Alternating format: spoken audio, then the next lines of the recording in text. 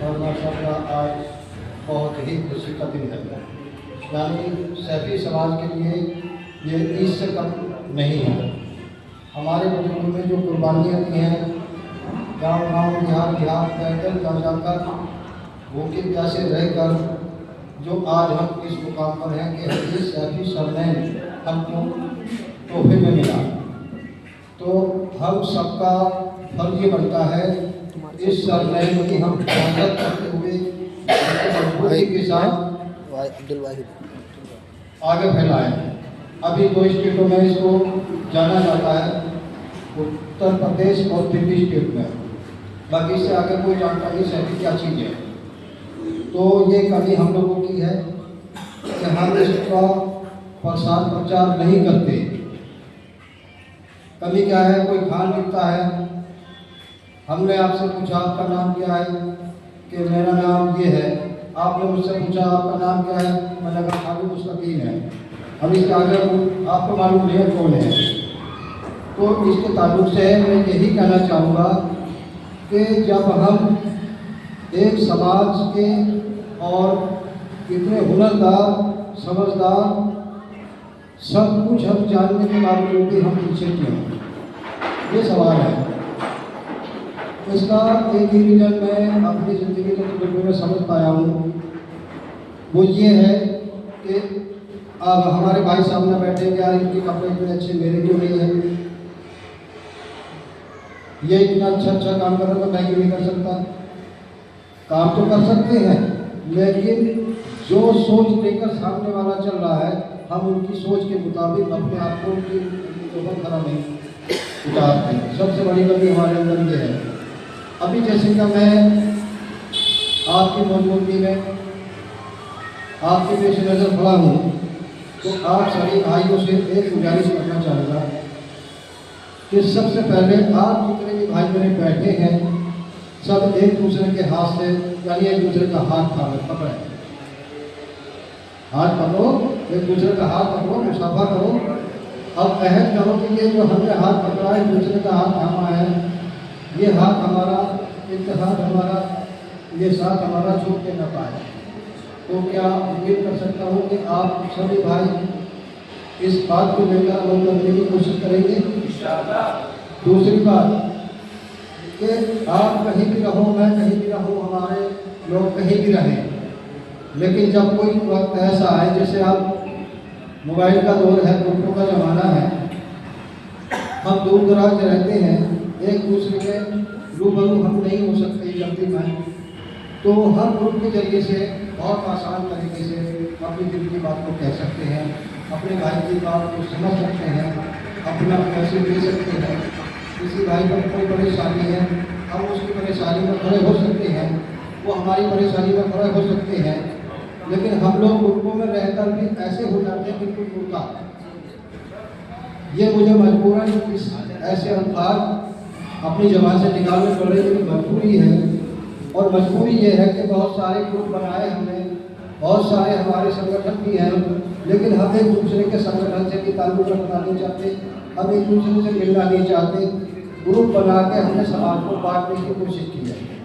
یہ میرا گروپ ہے، یہ اس کا گروپ ہے، یہ اس کا گروپ ہے، ارے ہمارے ایک سماج کا گروپ ہے، ایک پلیٹ فارم پہ آ کر جو ہم کام کر سکتے ہیں۔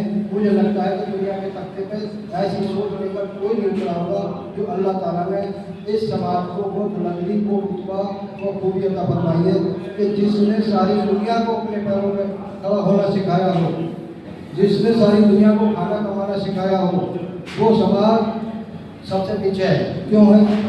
ہمارے بنا کے ہمارے دل کے اندر تکبر ہے، ہمارے دل کے اندر نفرت ہے، ہمارے دل کے اندر ایک دوسرے سے یعنی ہم نے بات نہیں کرنا ہے، تو بہت ساری باتیں ہمارے دلوں میں اس طرح کی پائی جاتی ہیں۔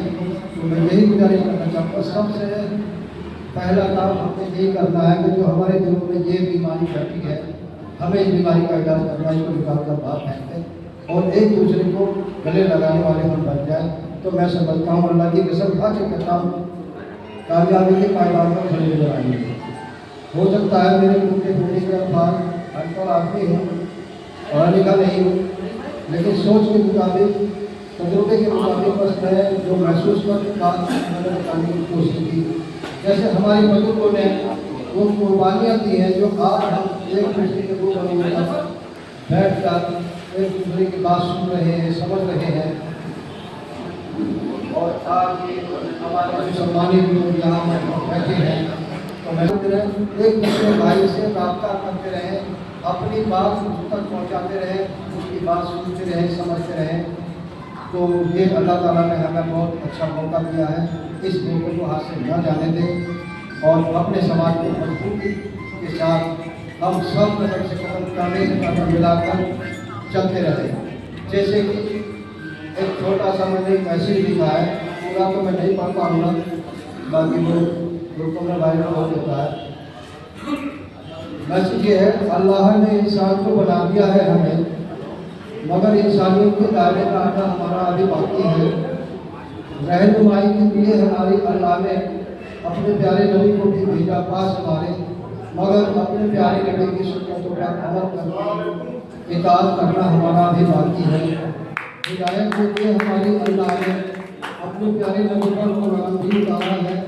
इस मुक़द्दस कलाम को पढ़ती भी सारी दुनिया है, मगर मायने कुरान के समझना हमारा अभी बाकी है। कलमा तो हम पढ़ चुके अपने प्यारे नबी का, मगर ईमान में दाखिल होना हमारा अभी बाकी है। हम बहुत सारे काम ऐसे करते हैं जो शरीयत के खिलाफ कर जाते हैं। कलमा तो हम पढ़ चुके अपने प्यारे नबी का, मगर ईमान में दाखिल होना हमारा अभी बाकी है। मजहब इस्लाम का करना तो हम बहुत बनाते हैं, मगर सही तरीके से मजहब इस्लाम को समझना हमारा अभी बाकी है। मुसलमान होने का दावा भी हम बहुत करते हैं, मगर जात बिरादरी फिल्मों में हम बटे हुए हैं।